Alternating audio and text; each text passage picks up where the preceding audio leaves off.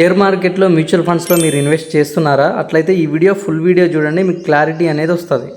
Share market 26,000 నుంచి 22,500 వరకు అయితే వచ్చింది. ఇప్పుడు ఇంత తక్కువకి వచ్చిన తర్వాత మ్యూచువల్ ఫండ్స్లో లేదంటే షేర్స్లో ఇన్వెస్ట్ చేసిన వాళ్ళు చాలా మంది అయితే ఉంటారు. వాళ్ళందరూ కూడా టెన్షన్ పడుతుంటారు. అంటే మీకున్న అమౌంట్ ఇప్పుడు మీకు చూపించే అమౌంట్ మొత్తం డౌన్ అవుతుంటుంది అనమాట. సో మీ పోర్ట్ఫోలియో డౌన్ అవుతుంది అని భయపడాల్సిన అవసరం అయితే ఉండదు. ఎందుకంటే మార్కెట్ అట్లా చాలా సార్లు పెరిగింది అండ్ తగ్గుతుంది, రెండు ఉంటాయి అన్నమాట. మార్కెట్ పెరుగుతుంది, తగ్గుతుంది. అయితే ఈరోజు ఈ క్వశ్చన్కి ఆన్సర్ తెలుసుకుందాం. నేను ఇన్వెస్ట్మెంట్ చేయబట్టి 1 ఇయర్ అవుతుంది. నెలకు 5,000 ఎస్ఐపి చేస్తున్నాను. నేను 1 ఇయర్ నుండి ఇన్వెస్ట్ చేస్తున్నాను. నా టోటల్ ఇన్వెస్ట్మెంట్ అమౌంట్ 60,000 ఉంటుంది. అయితే అందులో ఇప్పుడు 5K లాస్లో ఉన్నాను. ఇప్పుడు నేనేం చేయాలనేది క్వశ్చన్ అనమాట.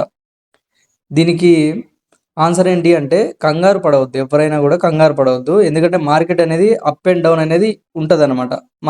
1992 స్కామ్ ఒకటి, 2010 ఒకటి, ఇంకా మీకు 2014లో 2020లో కరోనా, ఇవన్నీ కూడా డౌన్ఫాల్ అయ్యాయి. ఎప్పుడైనా డౌన్ఫాల్ అయితే ఒక 20% డౌన్ అయింది అంటే 40-60% మార్కెట్ రికవరీ అనేది అవుతుంది. మీరు చూడొచ్చు, బ్యాక్ టెస్ట్ కూడా చేయొచ్చు మార్కెట్ని మీరు.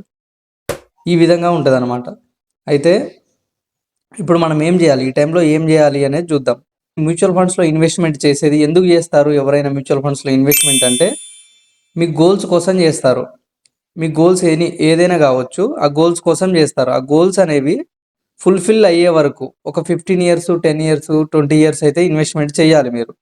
అట్లా కాకుండా ఇప్పుడు డౌన్ అయింది అని చెప్పి మీరు ఒకవేళ 1 ఇయర్ లోపలనే మీరు ఎగ్జిట్ పెట్టుకున్నారనుకోండి, మీకు 1% వరకు పెనాల్టీ పడుతుంది. సో ఈ పెనాల్టీ కూడా 1% పడకుండా ఉండాలి అంటే 1 ఇయర్ అబోనే మీరు విత్డ్రా పెట్టాల్సి ఉంటుంది.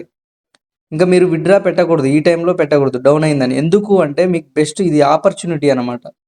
డౌన్ అయింది మార్కెట్ అంటే మీరు స్టార్టింగ్లో ఉన్నారు కాబట్టి మీకు ఆపర్చునిటీ లాగా చూడాలి మార్కెట్ని. ఎందుకు అంటే ఇప్పుడు ఒక 100 రూపీస్ పెట్టి మీరు ఇన్వెస్ట్ చేశారు అంటే మీకు యూనిట్స్ ఒక 10 వచ్చినాయి అనుకోండి.